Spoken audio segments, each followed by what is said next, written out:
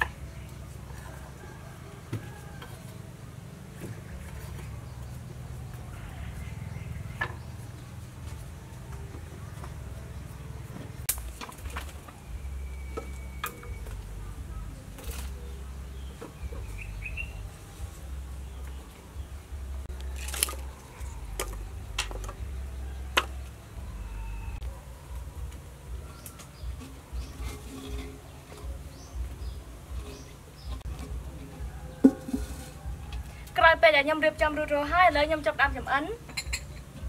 ប្រេងឆា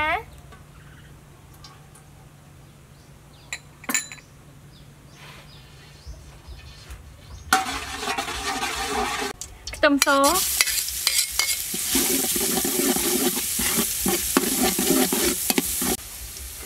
tắc rấy đã sạch ngon chỗ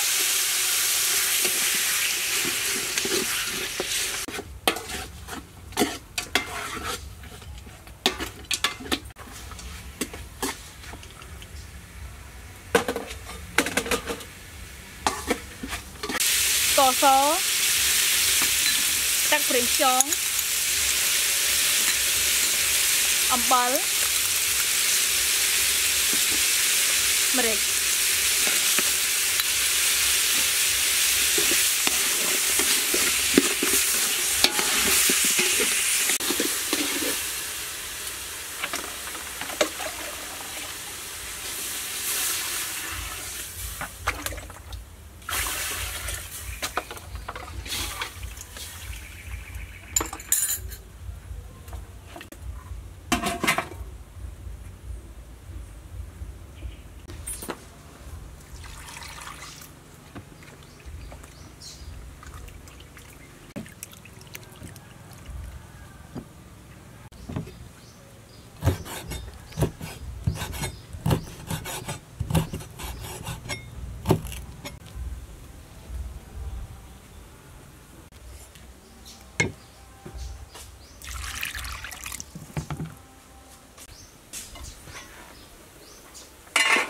để nhâm rùm ngoa sạch nâng hai nhâm đã hết đi gì hư chố đặt đông sụp nô chố hai chạp lại bao dương chố miền tờ lỗ hai nâng cỏ rột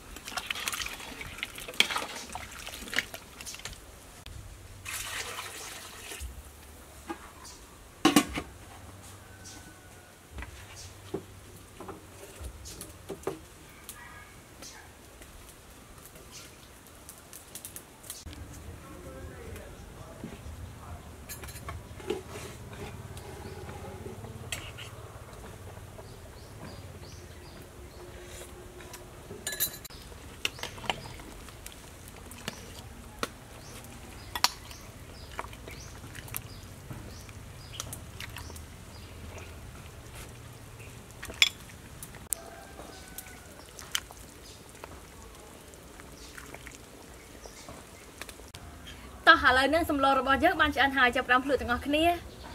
ôi khăn lắng ngôi món ăn đấy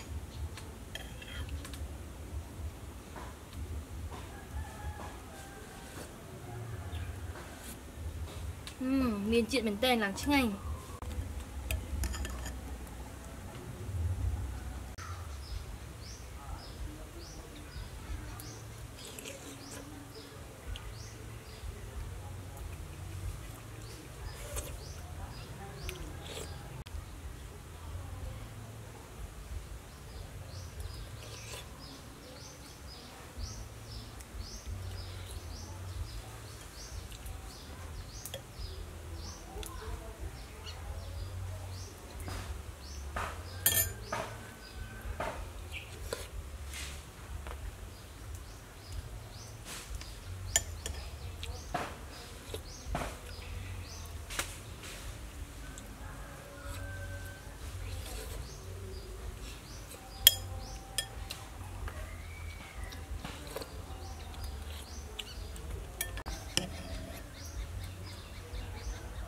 ô conสำหรับการดูแต่หน้าระบบเนี่ยต่างออกเนี่ยจุกย้ำในวิดีโอไกลๆเตี้ยบ๊ายบาย